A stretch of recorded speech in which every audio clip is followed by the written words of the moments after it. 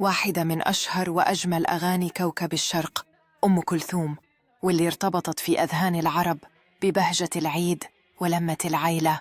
أغنية يا ليلة العيد اتسجلت لأول مرة سنة 1939، وكلماتها كتبها الشاعر أحمد رامي، ولحنها الموسيقار الرائع رياض السنباطي. وده كان أول تعاون غنائي كبير بينهم.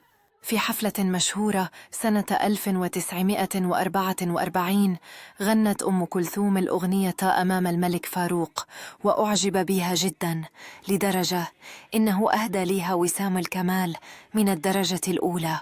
الأغنية بتتذاع لحد النهاردة في كل بيت عربي ليلة العيد، وبقت جزء من الطقوس والنوستالجيا الجميلة اللي بتجمع الناس حوالين الراديو أو التلفزيون. يا ليلة العيد مش بس أغنية، دي قطعة من الذاكرة الجمعية للمجتمع العربي.